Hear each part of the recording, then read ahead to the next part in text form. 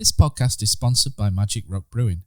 Currently, you can get free delivery on all orders over £40 and 10% of all online orders by using our code of TakesThatChance10.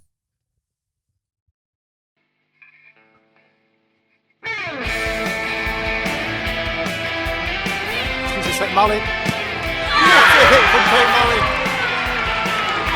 Sensational strike from Towns number 4. All the way through Laura Elford, who's got Standerson in support for second of the game. That's a massive goal from Brittany Sanderson, her second of the afternoon. So to Laura Elford, and the flag has stayed down. Elford's in here to be able to finish the save. Towns number 10. Mustafa Schindler has a chance to write his name in Huddersfield Town legend. And he takes that chance!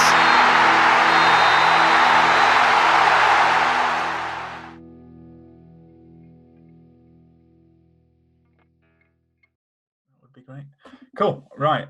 Okay, we're up and running. So, hello. Welcome to another special episode of Only Takes That Chance. I'm your host for today, Brady Frost, and today I'm joined by Huddersfield Town women manager and assistant manager Jordan Wimpenny and Marcus Wilkinson. Gentlemen, how are we? Very good, thank you. How are you, Brady? I'm all right, mate. Yeah. Before we crack on, just got to get a little bit of admin out of the way. As always, this episode is sponsored by Magic Rock Brewing. It's lockdown, so it's a good time as any to get the beers in.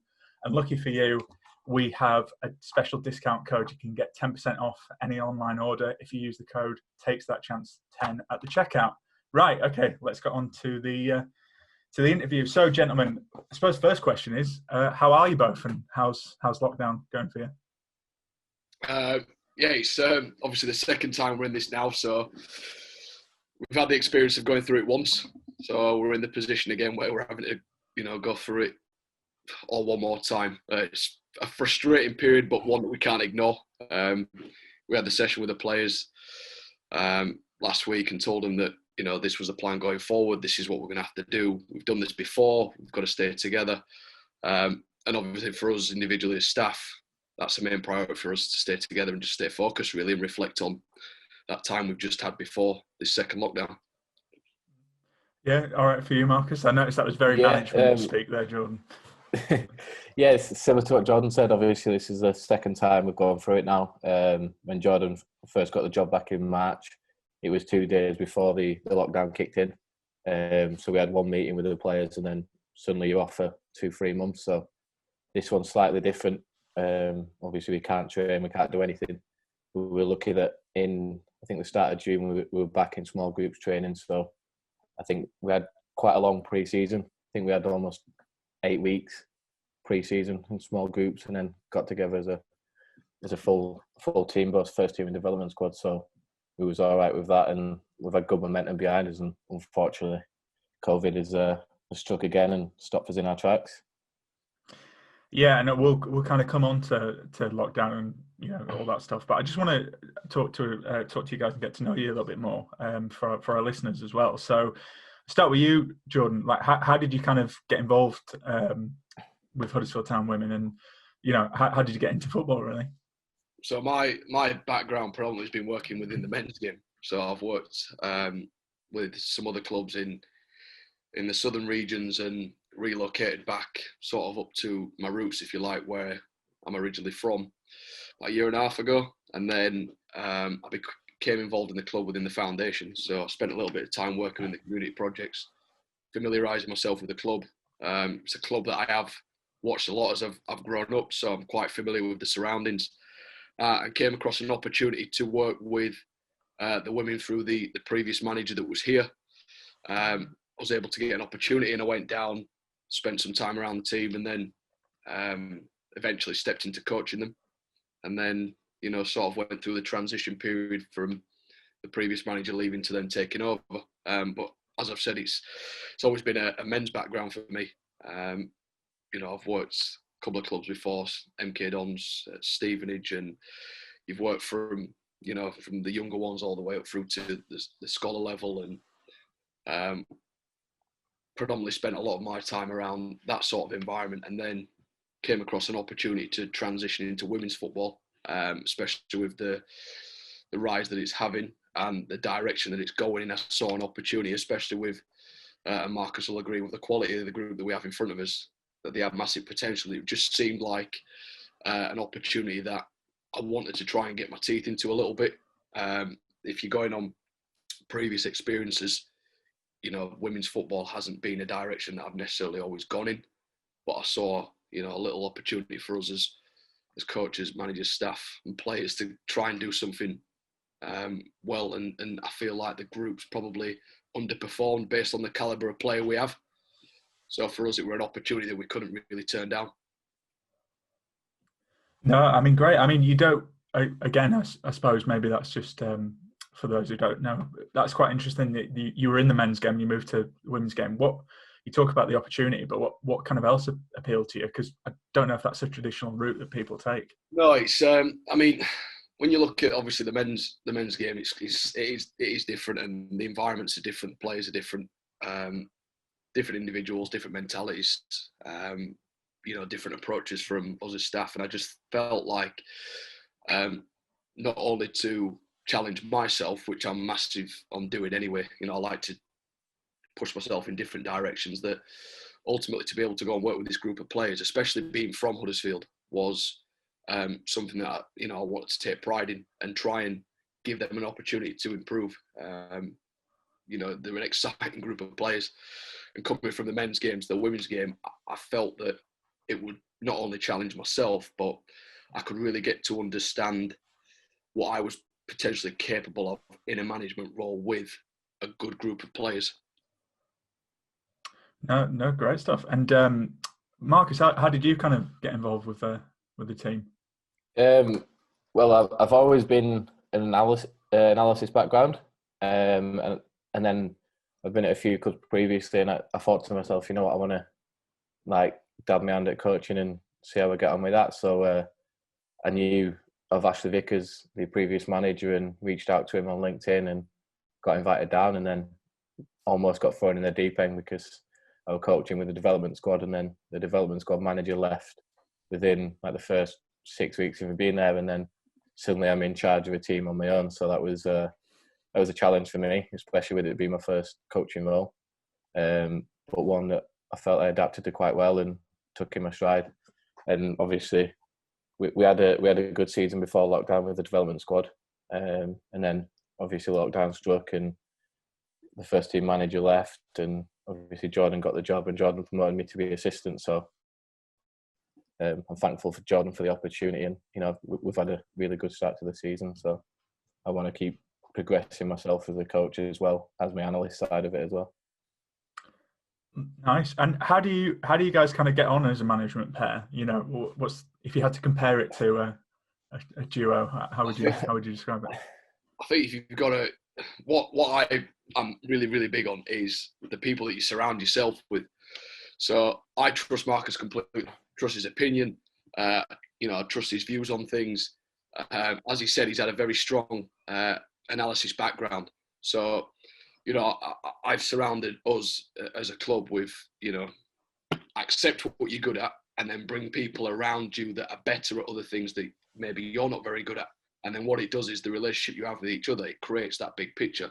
And there's certain things that, Marcus is better at than what I am. And I fully respect that. And I, allow him to utilise his skills to help benefit us as a group and the players. But for me, it's more than just see you at training, see you at a game. We speak every day to talk about players, just to keep in touch with people. I'd say across the board, even with the two of us, you look across the whole board of staff, we're all very close, but we haven't known each other for a long period of time.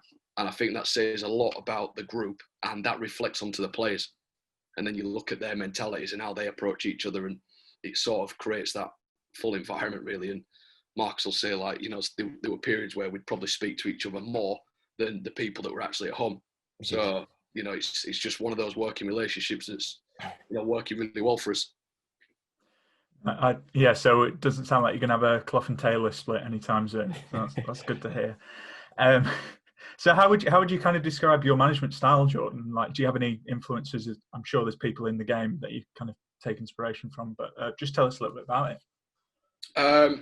If I'm honest, I always look at the people I'm working with. So I'm really big on the individual. So if you look at, regardless of whether you're working in men's football or women's football, you've got to look at the people you're working with. The players are all different. You've got to manage them differently. And when I first came in, I rung a lot of the players up individually. So I'd get them on the phone, I'd tell them what the plan was, I'd speak to them individually, and I'd explain probably what I would want from them over the season. And I'd get to find out a little bit about them, because when I came in to coach, first of all, you were coaching, but you weren't able to form the relationships you needed to be able to fully understand them. Whereas when you went into the management role and the relationships were able to become one where you can find out more about the individual, that allowed me then to cater the coaching around what they would need.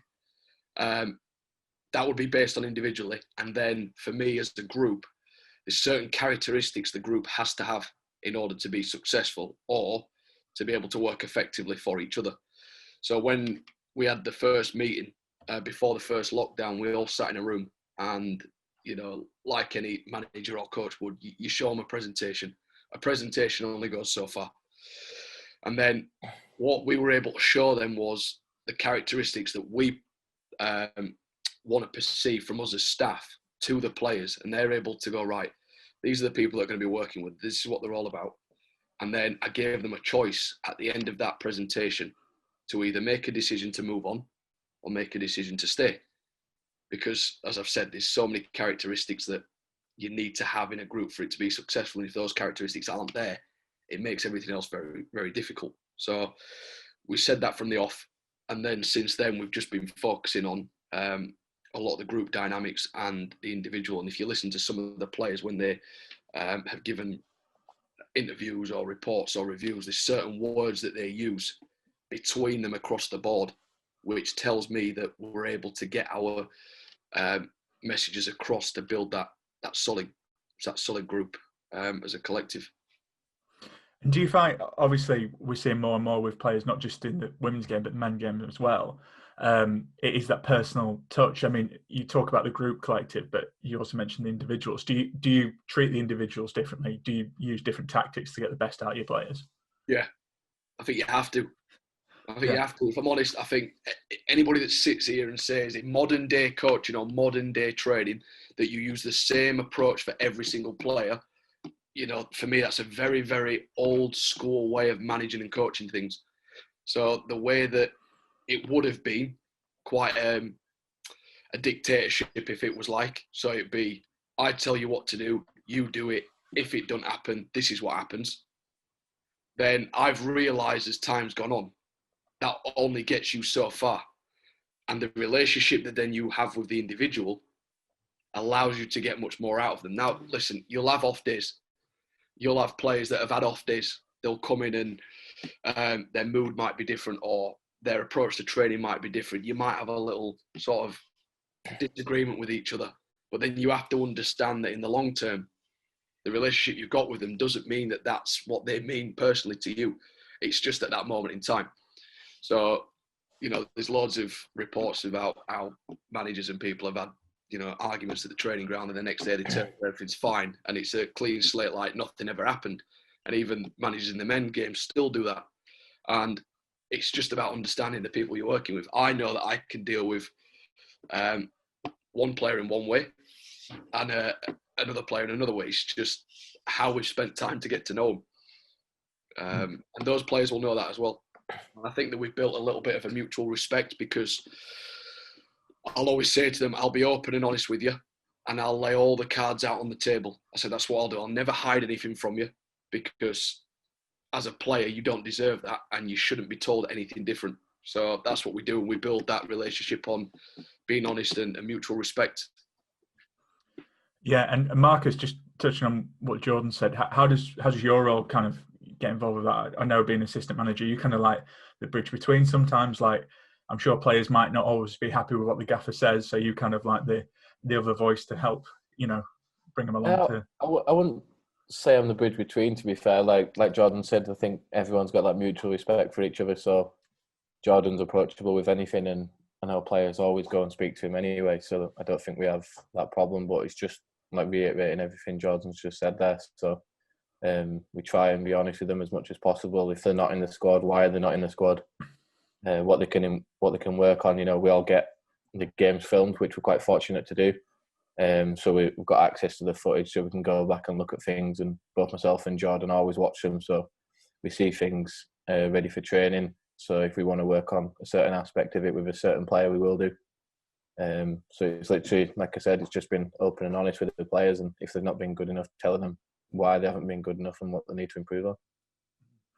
And as I'm sure you'll have seen, guys, I've been coming down to a couple of games more recently and trying to get more interested and more involved. Been chewing your ear off a lot, Marcus, at the end of games. Yeah. But some of our listeners might not know a lot about the women's game, and so I'm just going to ask you a couple of questions, really, just to understand a bit more. I'm sure it's a question you get a lot, but I also spoke to Laura about this when we did the podcast. But obviously, the men's game and the women's game gets compared a lot. And to me, I think, although it's still football, there is quite a few differences. In your opinion, how would you say it's different to the men's game? That's for either of you. Yeah, I'll let you go, Jordan. Cheers. I think that if you look at the comparisons, I mean, a lot of it is, if you take away the game itself in terms of commercialised and showcased, it's out there, it's in your face a little bit more with the men's game. So you see it all the time, you're aware of it, there's TV deals done for it, there's, a scope there that ultimately the women's game is starting to come through. And it's probably, because of, if you rewind time back as far as you can, that's ultimately what they're now having to sort of overcome, if you like, to a point where I know that, in the Super League and the Championship games are now getting showcased on telly, and they're getting bigger crowds. And we took part in a meeting the other day about their aspirations going forward over the next 4 years. So there's massive scope for their development. And I think, if, like you said, you've been and watched some of our games, after speaking to some of the people at those games, you would probably find that they are most definitely more entertaining. There's so much going on. I mean, for us as management, we don't necessarily want games to be entertaining, where there's action at both ends. But I can hold my hands up and say, listen, some of those players, are superb, and the way that we want to play football showcase that they're more than capable of doing it. And I mean, if you look at the way that the men's team's playing at the moment and the way they want to play, it's something that we also want to try and instill, because that's the things that we believe in about being able to play, getting it down, having an identity and philosophy. And, and I think when you look at the women's game, it will only grow. It will only get bigger. And I think that's probably the exciting part of it. And, I know for a fact since we took over that the club itself has grown. We've got more people showing support. We've got more people coming down.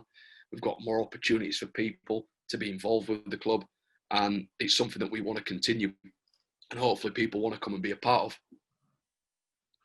Yeah, no, absolutely. And I'm sure you get this a lot. I think, like you say, it was end to end. I mean, that West Brom game, the last game I went to, that had everything. It was. I remember you talking about it after the game, Jordan. You were like, "Yeah, it did have everything." That goal line clearance where you hit the bar, that was absolutely crazy. But don't get me wrong, we've had a couple of games like that recently, and the Forest one for us, West Brom. These, like I said at the end, we always go out to try and win. And when you're in that position of going 2-1 down, they scored a quick goal after straight from kickoff, and you've had your team talk in the change room. You're coming out and going, well, that wasn't on the plan. And obviously we conceded the goal. And then, as I've said to you before about the characteristics that we want within the group, they've then had to fight for the next 45 minutes to be able to pull those goals back. Unfortunately went our way. And, for our emotions on the side, it's definitely a test for us being with the players for that period throughout the game.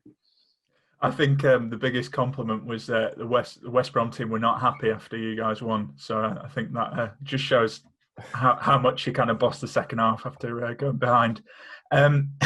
So in regards to, I'm sure you get this a lot because, again, people don't know about it. So I'm sure you get a couple of ignorant questions, shall we say, about the game. What are kind of the tropes to women's football that you just can't stand or fundamentally disagree with that you get all the time, or not? Just like you say, the general comments of women shouldn't play football, and it's never going to be the same as the men's game, and everything else. But I encourage them people to actually come down and watch, because then you'll see it's your opinion's like wrong, so to speak. Like, I didn't know much about the women's game before getting involved with it, and you come in and you see how good the players are, and you actually think, wow, like the standard is really, really good. So it's, like I said, it's just the way that some people perceive the women's game to be. I think that's the biggest bugbearer for me. Yeah, I think if you look at the game itself, you've got to look at what you're actually. Even though those people, do ask those particular questions, you've got to look at why are those questions being asked, first of all. So you've got to look at, is it a generation thing? Is it, just people's beliefs about football itself? Is it, just being small-minded and not being open-minded enough to the fact that women can play the game? And I think that as time goes on and new generations are coming through and society is changing the way it's changing, that the game will develop in the way it should be going and seems to be going at this moment in time. So their long-term plan to be able to get more people involved, to have more spectators there, to commercialise the game a little bit more so that it's in people's faces so that they can see it, will create those opportunities. And I think it's just a case of, we've had the platform with the national team being successful. And I think that now we have to use that and be patient with the process. And when the process continues and develops, I think the women's game will just keep growing and growing and growing, if I'm perfectly honest. Yeah, I mean, sorry, I was just going to say as well. The games that you see. Yeah, no, and I mean, you talk about the women's national team. I mean, was it 12 million people watched the semi-final against USA? And it's funny you talk about that, because I was going to kind of ask, what do you kind of see the obstacles to the game? Because when I spoke to Laura, she was talking about it's all about visibility. It's all about, obviously you guys played at the John Smith Stadium, in a cup game, and it's about kind of tying in with the men's clubs and, getting the visibility and spreading the word out there. Yeah, I think a lot of it's down to, opportunity and what people are prepared to do for the women's game. So we have a lot of people in, quite high, powerful places. And I think it depends on their particular motives and what they want to achieve to how far the game could go. There's no reason why the game couldn't be where we would want it to be. There's, decisions in terms of, commercial revenue. Are they going to get enough income back from the game to be able to make it viable for people to go and watch it, to charge people to go and watch it, to give them the stadiums to go and do it, to broadcast the games that need to be, broadcasted. And, ultimately what we can do as teams and as management and staff is put the performances on the pitch to be able to showcase, actually, this is worth investing in, and this will be able to be as, competitive with the men's game, and be able to showcase what they can actually do. It can't just be the national team, because they've been so successful, that gets us in that position. We have to be able to look at the clubs and the teams in the leagues that we're operating in to go, right, actually, no, if Huddersfield Town women are playing West Brom, that's it's going to be a good fixture. If they play Stoke, Derby after Christmas, whatever it might be, there'll be good fixtures. We need people there, and we need to be able to give them that exposure and opportunity. And I think they're probably their own hindrance, if I'm honest, because they probably have the power to do it. It's whether they have the resources to be able to give the women that opportunity. Yeah, and I mean, you kind of touched on it there. And I mentioned about the playing at the John Smith Stadium last year. How is the relationship with the men's team? Obviously, I know COVID's kind of got in the way of stuff, but are you? We had a catch up with them just before we went back into the second lockdown. The relationship is, it's strong. We're happy with the discussions that have taken place, and for us, going forward, there has been discussions around, obviously, as long as COVID doesn't get in the way again, that we can look to build on what we had last season, which is massive for us. And, you know, we want to be able to show the men's club as well that actually, you know, we are here and we are doing a good job and, you know, we can be successful. So we've got people on board that also see the same vision and are able to support our ideas, which is fantastic. So we can't, you know, complain too much. And when we go back after the second lockdown, we'll be able to continue that. Yeah, and we'll talk a bit about the lockdown. I mean, I know season's paused at the moment, which isn't great, but you're top of the league, guys. I bet that's a good feeling. So what, with it being paused, what have you guys been up to? Because obviously, you mentioned, Marcus, you can't train at the moment. So I don't know what you guys been doing. How's it been going? Just reflecting back on the games that we have played.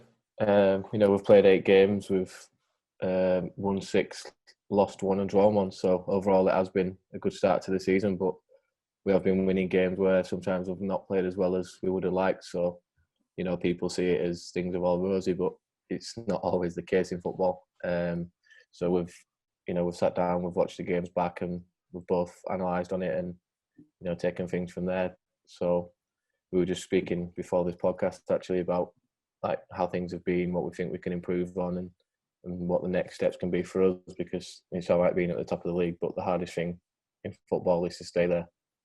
You know, when you're second and third, there's not as much pressure on you as there is being at top. So yeah, it's just that, and then just more hours in my other job as well. So it's I've been non-stop recently, so I've not really had much of a lockdown for myself. Yeah, I mean, for us, we've been looking at sort of that process. I mean, if you look at the first lockdown, it was longer than the second. It was longer than hopefully what the second one will be. So for us, we build on the same process we went through. We do online sessions with the players. We give them programs to do away from us.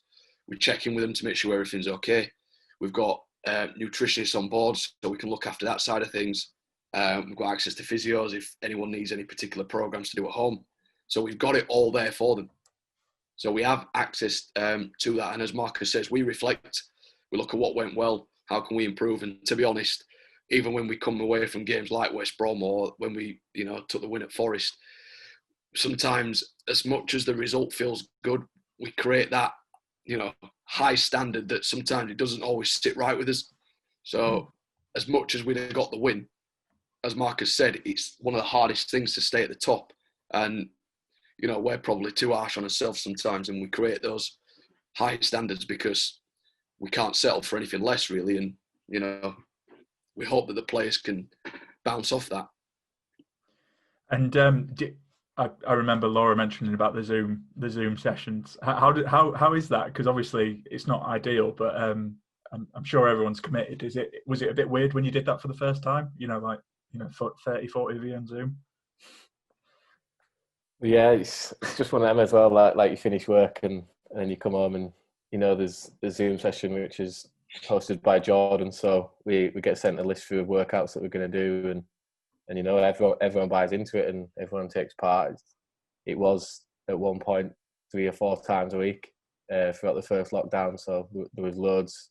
We were getting loads across to the players, but it's now just once a week as it's only a shorter lockdown. So yeah, Jordan's the go-to when it comes to the Zoom sessions. Yeah, I mean, what we do is we look at. There's a lot involved. Yeah, they get to have a little bit of a blowout as a group. You know, they come on, they see each other. So it might be the first time where they've seen each other in a period of time where they used to being together, used to being around each other, and they come on and, you know, you can check in with how everybody's doing. They can have a little bit of a sort of a laugh and a joke with each other about how they've been, and just checking in with each other and just knowing that everybody's still there. So that when you're going through the process and, you know, sometimes you are isolated, locked down, you can't go and see people, that ultimately you know your team's still there. So we'll always drop little messages in, or we'll send them programs to do, or we'll check in and do a session. And we just need them to know that, you know, even though we are locked down, that we're all still together. And talking about lockdown, obviously you mentioned how difficult it is being on top because, you know, the other team's all there. want to knock you off your perch. But do you think the lockdown's kind of going to affect the momentum, or how do you see it going when you can get back on the pitch? It's like I said, it's one of them we can never. Coming back into the second one, we won't have had much training, so it just depends. Obviously, we need to make sure the training sessions are right for the players, and we don't overdo it straight away, and that can affect us at the weekend. But like I said, we did have good momentum behind us. So, like Jordan mentioned on there, it's about the girls seeing each other and everyone being around each other. So as soon as we get back in training, there'll be that buzz, and everyone will be bouncing off each other and up for it. So if we can get the training right and then take that into the game whenever that may be, then hopefully we'll continue where we left off. Yeah, I think you've got to look at the mindset of the players when they come back. It's quite easy for someone to say this break's now going to affect your momentum. It could. We hope it doesn't. And in order to continue that, we have to ensure that players' mentalities are in the right place. So to give them reminders of what it was like before we went into lockdown, tell them how they were able to achieve the results they have, and just remind them of the type of group they are and how successful they have been. And then, look to build on that going forward. The reality is we're in lockdown. So there's nothing we can do about it. So what you have to understand is when we go back, it won't change anything you've just gone through. But what you have to be able to do is see what it was like before and have those same characteristics, desires, motives when you're on the pitch to be able to go and do that again. Because we've been very pleased with some of the performances, and we know that some of the performances could have been better, but we've still been able to get results from the games.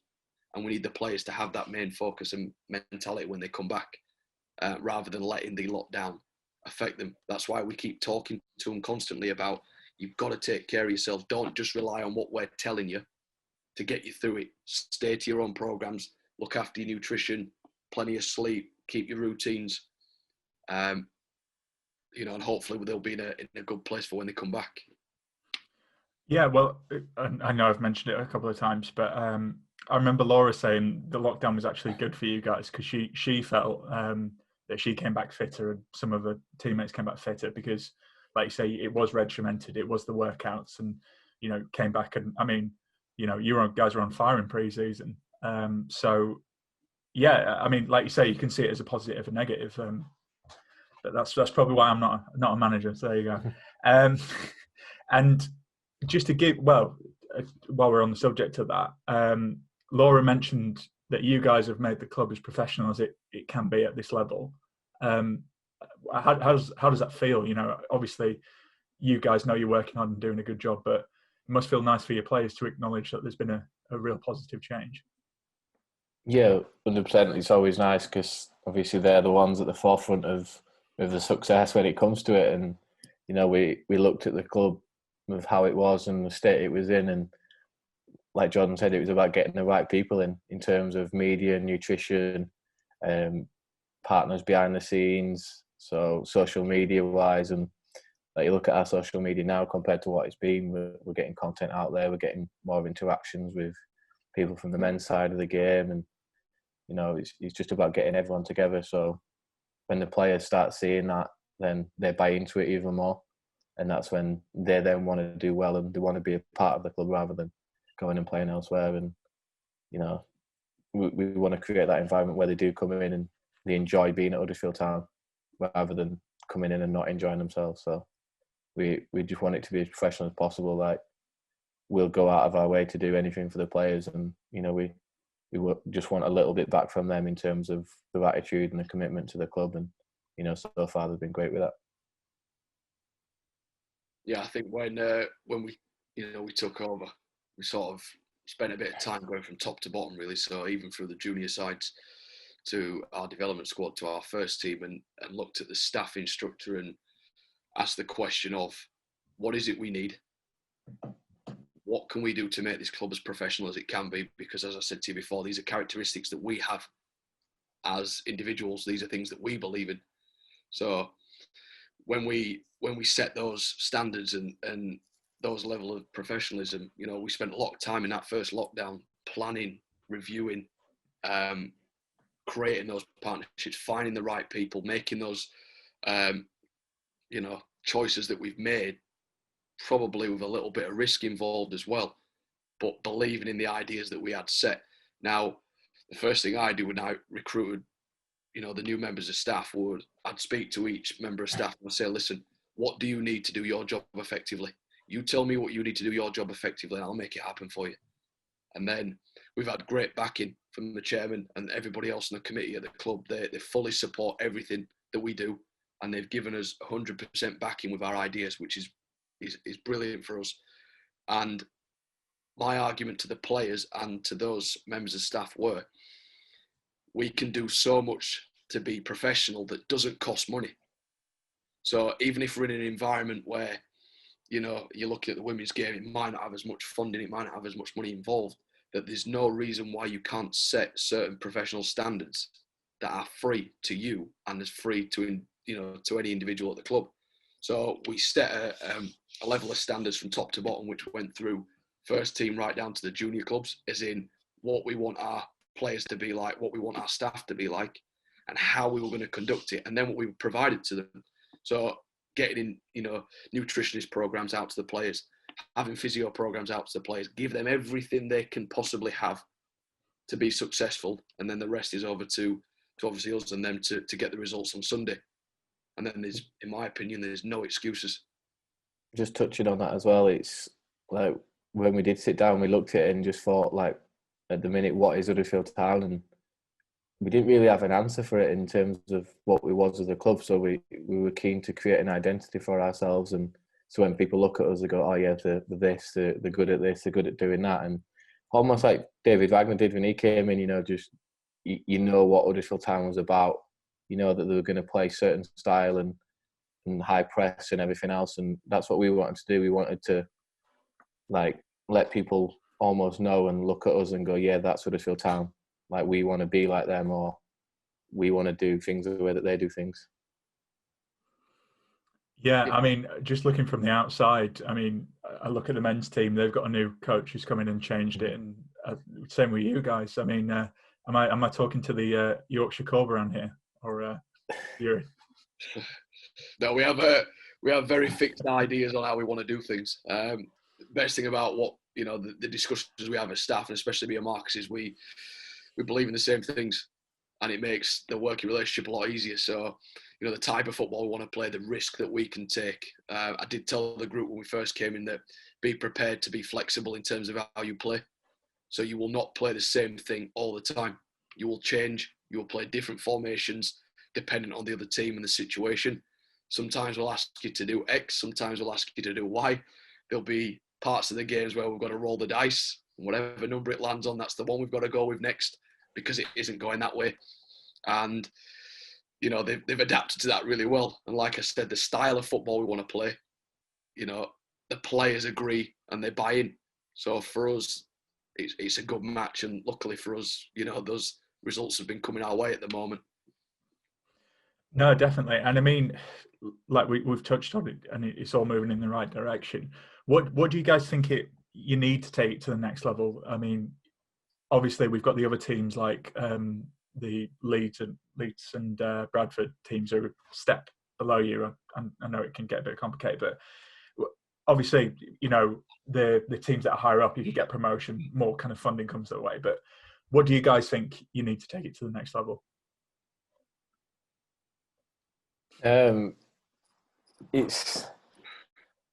We do need sole backing. I think if we're going to go to the next level, we need to be in day-to-day around Canal Side and have access to that on a full-time basis, because your next level, it's certainly you're not regionalised. You'll be playing down in London one week and up in Durham the next week. So we need to have that bit of backing behind us, and that little bit of support, even more than what they already do, just to access to the facilities. So we know the step up is going to be really, really tough in terms of where we are now, in terms of how we get to where we need to be, and then when we get there, what we need in place. And Jordan will know more about that with the meeting he's been to and everything about the next level.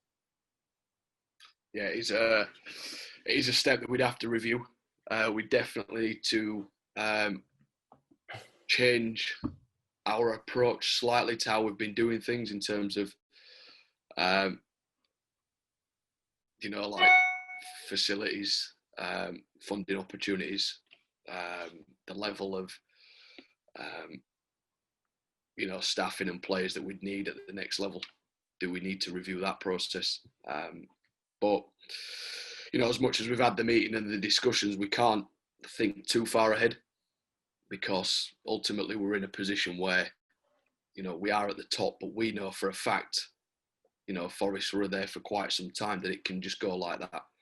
And then you've got to find your way back. So for us, we'll keep us as eye on what we need to be able to go into that next level, and hopefully with more successful games, opportunities, meetings, discussions, plans, that would be feasible for us to do.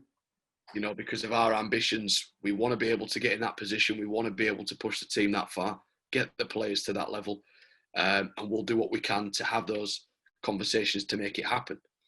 I think if it's something that all parties want, then there's no reason why it could, if the results go your way. But our job is just to focus on winning games, because none of that would happen if we don't. So we've got to stay quite grounded at the moment and make sure that we get ourselves in that position. Yeah, and I mean, you're doing your job very well, lads, because you're winning quite a few games with the team. Was that kind of your target at the start of the season? I know you kind of all set targets as a team, but was the title, was that a realistic target, or was it, have you guys done a bit better than you expected, or was this always the plan to Yeah, we've been asked that a couple of times in pre-season, and I said I would never give you an answer. But what we pride ourselves on is winning games. So, I said this before. You don't go to train all week and give up your time and put in the amount of effort you do and go on a Sunday to draw or lose games. So, to answer the question, I'm terrible at losing. I hate losing. So that's my mindset, and luckily for me, I'm surrounded by people that have the same mindset as well, that they just want to win. So our ambition when we go out is to go and win. It's to win games. It's to, if it is to win the league, then listen, I'm not, going to be in a position where I'll go, that's not what we wanted, because we pride ourselves on winning. And, I'm not going to sit here and say that that's not what we don't want, because realistically, I'm sure every single manager would like to go and win that league, because I don't know any manager really that would want to go out and settle for 5th, 4th, 6th. But that might just be my mindset. But in terms of how we go about games, we want to win. And if that means, like I said, winning the league, then that's where I'll try and take us towards. Yeah, in terms of us two as coaches, we are relatively young, and there's managers in this league that have worked at the very top level in the women's game. So obviously we know we are inexperienced compared to most, but if we believe in ourselves and work together as a team and get everyone on side, and like we were speaking about before, getting the buy-in of the players, and there's no reason, why we can't go to the next level. But we didn't have any targets in mind. It was just take every game as it comes, and not only win football matches but develop players as well. Nice, very, very coy from you both there. Just, I suppose, a question for anyone who wants to get into coaching. What advice would you guys give? Just be yourself. I think if you try reenact other people, and you see the way that Klopp does things and Guardiola does things, and if you try, I can do that, then you'll get found out straight away. So it's just putting your previous experiences into practice, and putting them out there when you do get to training, and like Jordan said before, just be open and honest, because I think in any walk of life, if you're open and honest with people, you'll start getting that respect, and you'll get a lot more back than you would do if you're trying to act and put a persona on that you're someone who you're actually not. So like I said, just be yourself, and it is a challenging environment being a coach. It can be a lonely place sometimes, especially if results don't go your way, and the pressure builds and whatever. So like I said, just be true to yourself. You've got values, just stick to them at all times. Yeah, I think depending on what age you are, I think you've got to throw yourself into the fire a little bit and put yourself out there. So go into a position where you're not thinking about how much money you can make from it or how much this you can get from it, but you do it because you love doing it. So you're going to go out, you're going to give up your time, you're going to go and work with as many groups as you can at different levels, different ages. Go and find out who you are and what you believe in terms of your football side of it. And I had a conversation with a coach a few years ago, and some advice they gave me was, you'll always get coaches and managers that will chase qualifications. So they'll chase the paperwork so that when you turn up with your portfolio, it looks really nice and you've got everything on paper. Whereas actually they're probably missing more around what they actually need, and that's the life experience of being on the pitch, because they're too busy chasing the next piece of paper. So for me, it'd just be a case of put yourself in a position where you're working with as many different people, as many different groups as you can, and finding out what it is you believe in, and how you want the game to be played. There's no right or wrong. If you want the game to be played in a particular way because you think that's the right way to do it or the best way to get the most out of the players, then do it. And if it's like for us, Marcus has said, we are young in terms of management and coaches, and I always tell this to the players: I'm prepared to take risk. If it backfires, then I'll hold my hands up. But if it works, then it's an advantage to us. And for any young coach that wants to get involved, or any coach at all, just go and do it. Marcus is right. It is tough. You have those times where you're going, it's raining, it's cold, and you may not have got what you wanted from the session, or you may have lost the fixture at the weekend. And you're thinking, this is tough. But it builds a good sense of resilience in yourself, and you're able to, to go and find out about what you're able to do. And I think that these players are seeing that from us as staff, that we don't give up on them. I'll scream and shout for 90 minutes. I'll say to them when I've come off, I feel like I've played 90 minutes, because I want to be able to give them everything, so that when I walk away, I can at least hold my hands up and go, I tried to give you it. And if it didn't work, then we reflect why. And if it did, then we know we've done his job. Oh, lads, I'm feeling pumped up. I mean, I'm not a coach, but I feel a bit more motivated for Football Manager. But yeah, just I suppose really what my final question really is: how do you guys want to be remembered from your time at Huddersfield Town Women? I mean, obviously you're still here. From what you've said and how you guys are playing, and I want you to be here for quite a while because you're doing good things. But how do you want to be remembered? In all honesty, I think it's just what we've been able to do to the club itself. I take it from what it was, review it, put a plan in place, and be able to take it to what we think it can be. So obviously you're coming with a vision and an idea in mind of going, right, where could the club be? How could it look in terms of staffing? How far could it go? And also, how far can we take that group of players to a level that we believe they should be playing at? And then everything else will come with the club. And when we took over, I looked at it and thought, this has huge potential. And to be given the license to be able to go, right, this is what we need to do. This club will grow and it will get bigger. And this team will keep performing the way they are, because they are a very good group of players. As long as we stay grounded, we keep our values and we work hard every week, that will continue to happen. And,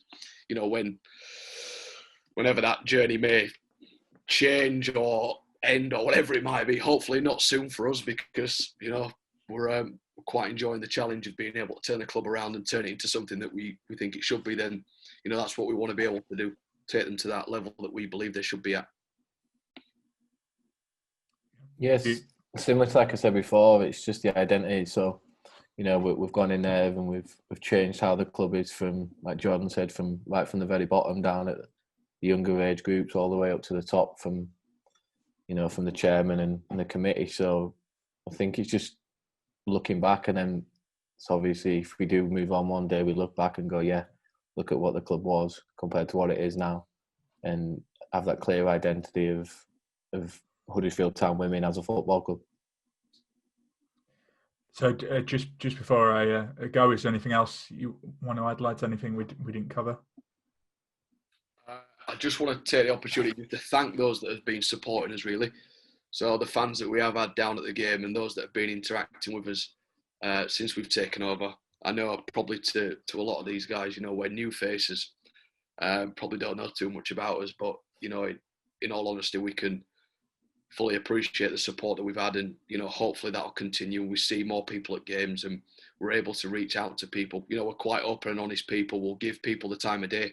You know, we're not one of these people that won't speak to people or won't share ideas or whatever it might be. You know, we want people to feel part of something. So we value the supporters that we've had massively, and we want that to continue. And, you know, like I said, it has grown a lot since we've took over, and, you know, we look forward to seeing everybody back down at those games. Maybe not at each end, but, you know, like we had with the West Brom game. But hopefully we can showcase them some football that they can enjoy.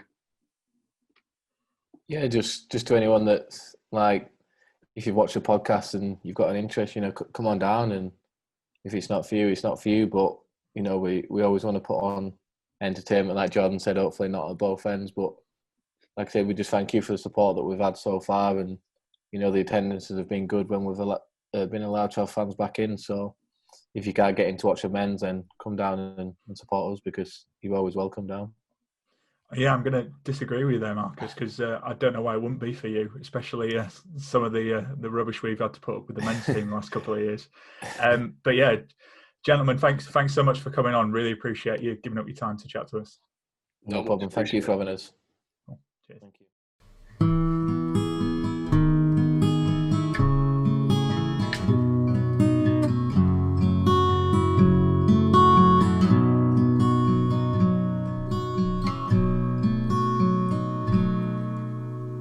There's a team that is dear to its followers. The colours are bright blue and white. They're a team of renown, and they're the pride of the town.